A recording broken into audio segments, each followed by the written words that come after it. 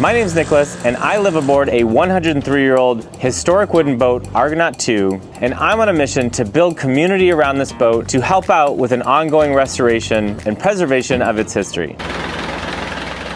This week, we were able to drive 57 frames in just 2 days into the port side of Argonaut, and in this episode, we're going to show you how we do it.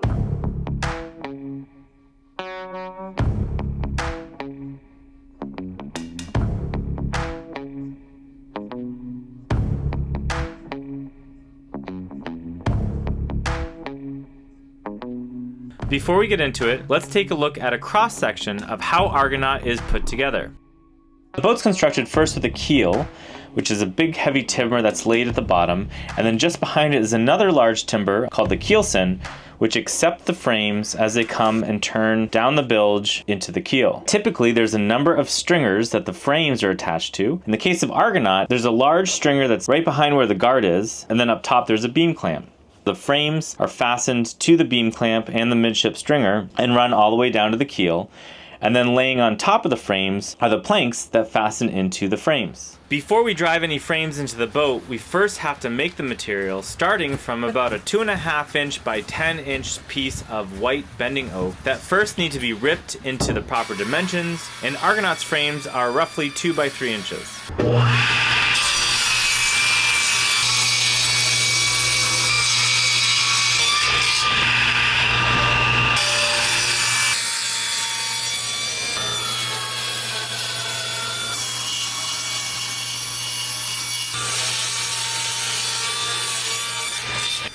Once the frames are roughly cut to size, we then add a kerf, which is simply a cut through the middle of the frame that goes up about 2/3 away and it helps the frame take the turn as it bends into the bilge.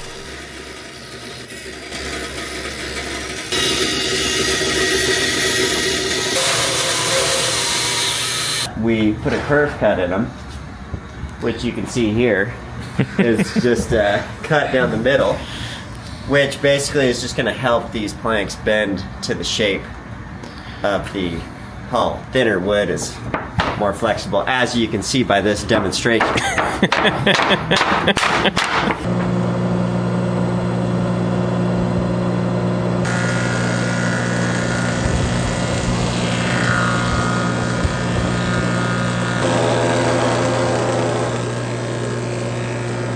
Now that the frames are cut to their 3-inch width and a kerf is set into them, it is now time to plane them down to their appropriate size to fit inside of the frame bays between the ceiling of the interior of the boat and the planking on the exterior of the boat, which is just under 2 inches.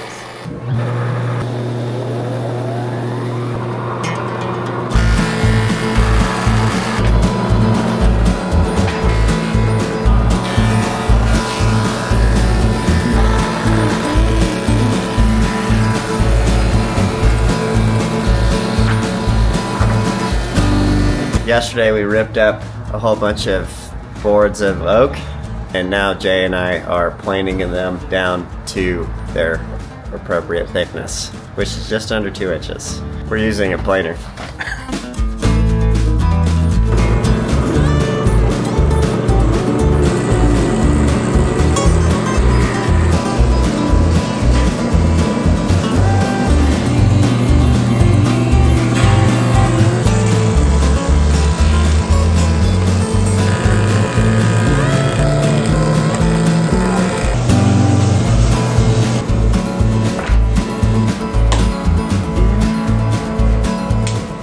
That was pretty cardiovascular.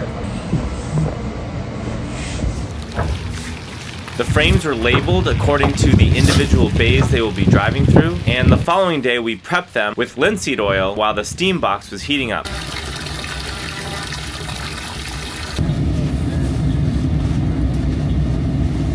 So how does the steam box work? Our setup is a pretty simple contraption where it's just a hot water boiler like you'd see in the basement of your home that takes water from this bucket, boils it, and creates steam through a hose into this steam box. Now the steam box will get to 200 and something degrees and heat up the moisture in the wood so that the frames when they come out are actually bendy, almost like rubber. We're putting linseed oil on the frames that are cut and shoed and curved and chamfered.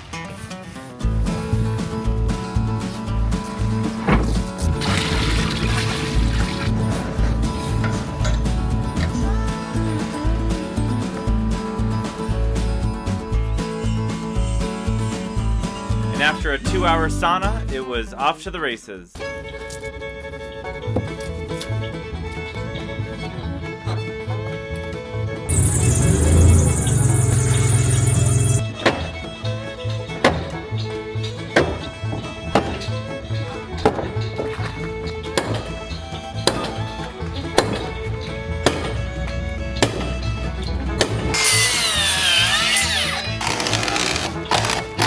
Once removed from the steam box, the frames only have a few minutes before they cool down, and so there is a little bit of urgency when driving them into the hull and fastening them to the stringers.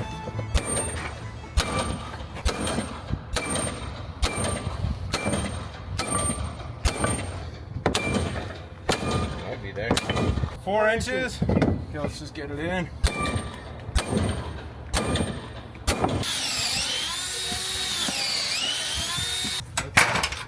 Fired after that.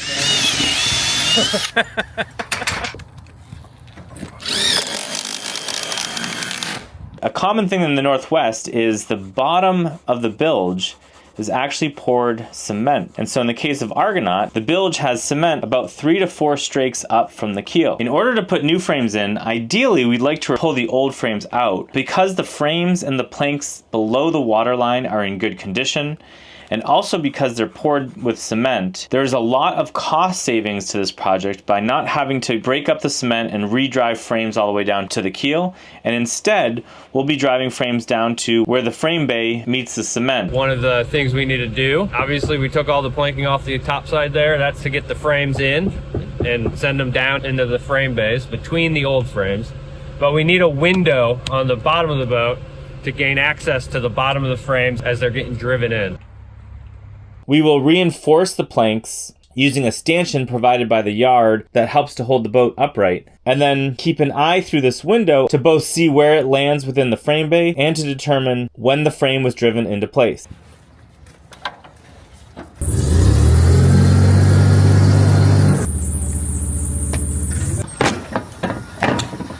Ooh, so nice.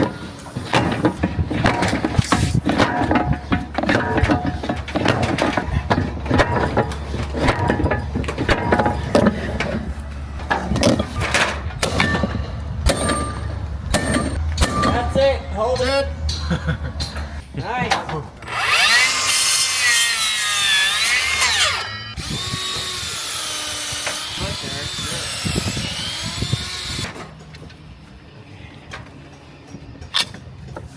All right. Oh.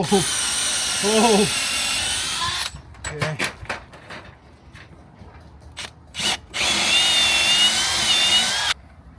Okay, you ready? My role is to make sure that the shoes don't ram into anything important like the floor timbers or there's concrete down in the ballast. See it? It's starting to come through. All right. Oh yeah. Gorgeous. That flare, there's some lubricant there. History.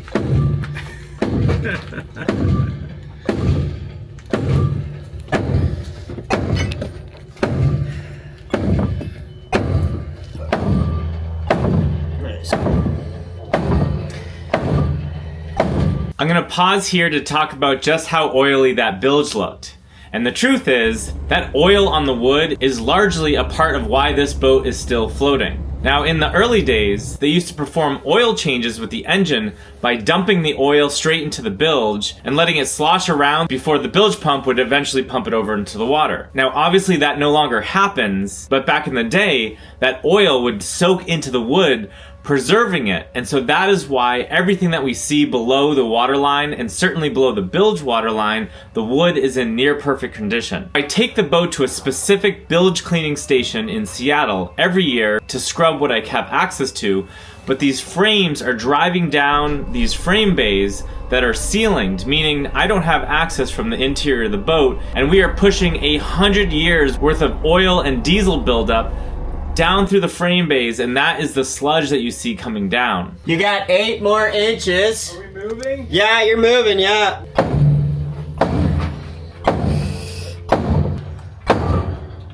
One more of those and you're there. Okay, one more of those. One more. That's good. I like that. You drive in a little more. That's good. Crowbars are used to help guide the frame to be sistered alongside the old frame. Hold that. That's good. Of course, I use this opportunity to tell Patty the best crowbar joke that I know. Hey Patty, did you know that before crowbars, crows had to drink at home? Hey, you got the thing rolling? Yeah. You know I've been getting into balloon animals, right? Have you? Yeah. Super into balloon animals. The other day, you know my nephew, I made him an elephant, balloon animal elephant. This thing was huge, right? Massive. And I had to drive it over to his house, but it was too big for my car. Had to pop the trunk.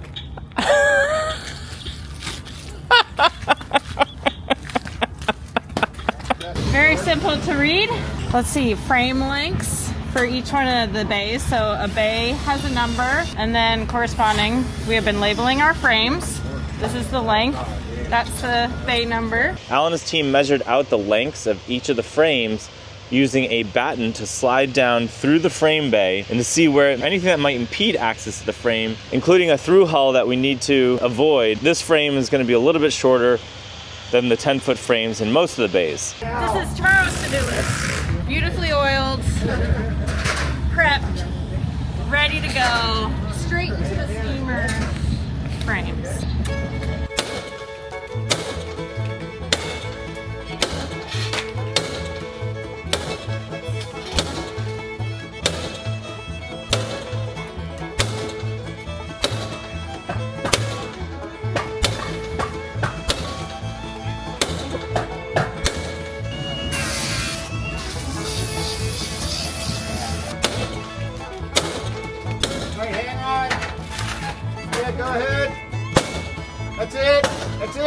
What's that move called? I don't know. Let me take a second to introduce you to my friend and shipwright, Rowan Schatz. So I'm Rowan, I'm a shipwright. I've been doing this for 8 years, working in Port Townsend. I'm independent, so I have my own business, and I work on the far end of the yard. Do mostly wood boat stuff. I prefer wood boat stuff, but I'll do like steel and aluminum fabrication. I worked on Argonaut 3 years ago. Pete and I and our buddy Quillen, and we had really no idea what to expect. You had no idea what to expect. Replaced, what was it, 40 planks? About 25 frames, I think. But that was my introduction to the boat and to the project. It was super cool. I've been focused on the bow stem to begin with, and now when I get back from vacation for the holidays, it'll be the stern stem, which we're hopefully replacing down to the joint with the horn timber. It'll be cool to watch. So while most of the team has been working on the frames of the boat, Rowan has been working on this bow section here to reinstall the section of stringer that was rotten where the anchor house went, and also installing a knight's head, which is a middle-of-the-road fix to the keelson, and this is going to be able to hold the new planks that we're going to be putting in. Just call it a stringer. So technically the beam shelf is a stringer. It's the starting point when you're building a boat. And then you can start bending these frames around the stringer. So this is a scarf joint. It's a 10-to-1. The idea with the nibs is that if I had done a full-length scarf, there would be feathered edges. So it adds to the strength and prevents the feathers from breaking. We have a two-part stem here, so outer part and inner part, and it's a two-part inner. Obviously, when we pulled the planks off, this was really sad looking. So what I did is just cut it with a sawzall here and here, and that chunk basically fell out. The idea is we need somewhere to land the hood ends of the planks, and we need a piece of wood that'll hold the fasteners. What we're gonna do here is we're actually gonna epoxy in a Purple Heart chunk, super rot resistant, and it holds fasteners really well. It should give you 20, 30 years of service. The right thing would be to take the stem out down to the scarf down here and all the way up to the top, which involves taking off the stem iron and unbolting it. We don't have a timber for it. The stem is not that bad. No. Yeah. Are you fixing us lunch or are we going out for lunch? Oh, yeah, I'll go make some lunch. You guys want lunch now? I'm starving. You gotta give me a 10-minute warning. Here's the 10-minute warning. Okay. Unfortunately, during the haul out, there's not going to be too much cooking involved since my galley and a lot of systems rely on the boat actually being in the water to be usable. But I do love to feed people, and for frame day, we're making whole roast chicken sandwiches. Yeah.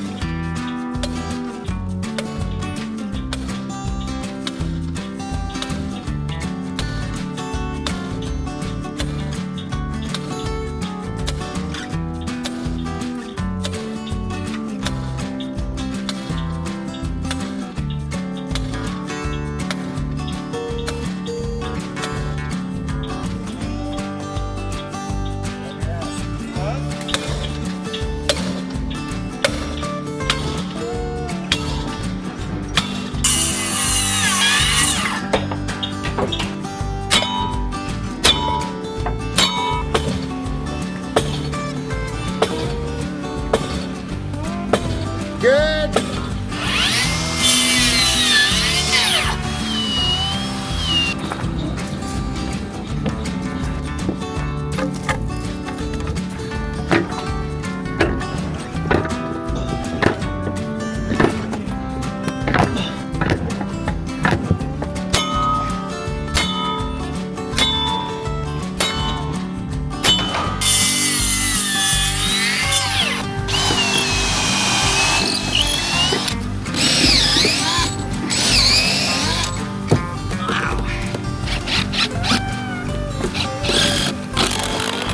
Fine woodworking here at Argonaut II refit job, holding traditional craftsmanship for centuries.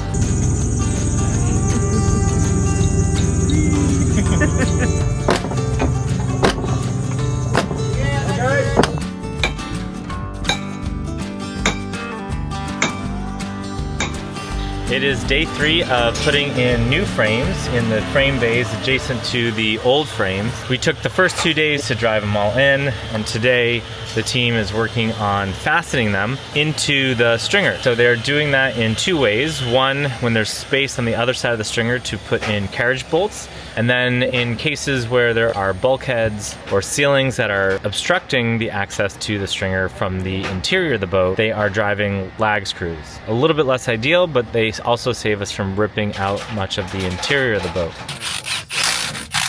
Let's give them a little rat-a-tat-tat. Fastening the new frames. It's exciting. Another 100 years. Stay tuned for the next 100 years of Argonaut II. Where are we going, Nick? We're making a quick dump run to get rid of some of the debris that we've been pulling off the boat. And things are moving quick.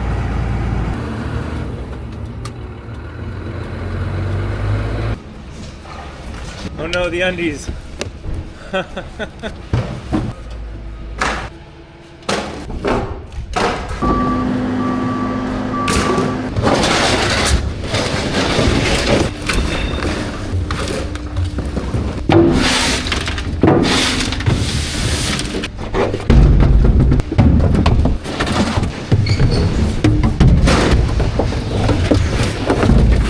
Thank you.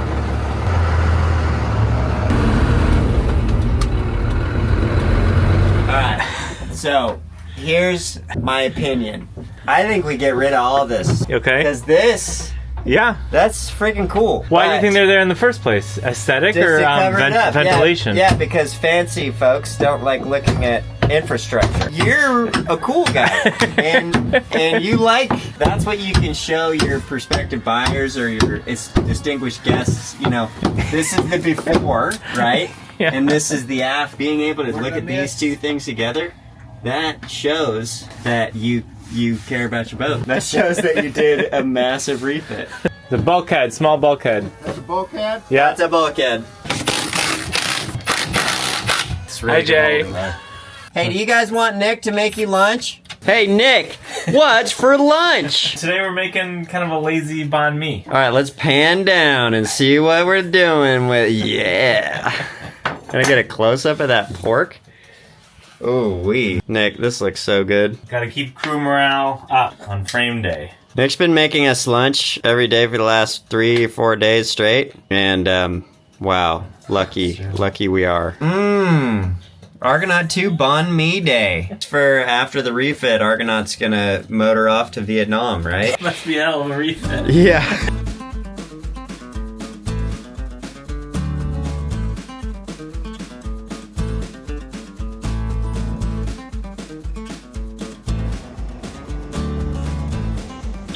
Once the frames are fastened, we mark where they are on the lower topside planks to refasten the old planks to the new frame. Let's go right there.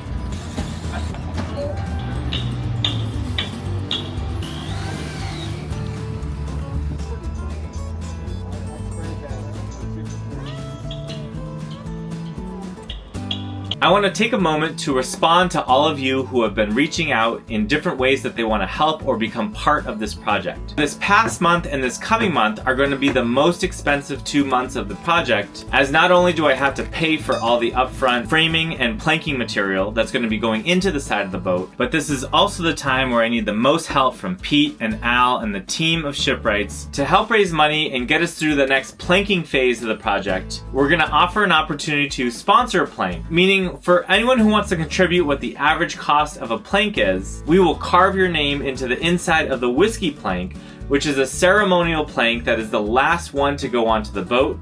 And that plank is going to be forward in the bow section, accessible via the anchor locker. I think it would be cool to open the door of the anchor locker and see all the names of those who sponsored a plank as part of this replanking project. Now, more information on that in the description. And in the coming months, we have been saving some of the better planks and original nail fasteners that have been coming out of the boat, as well as the offcuts of the planking and framing material. And we're going to be putting together some fun things for those who want to take a piece of Argonaut back with them as part of the community who's helping to keep this boat alive.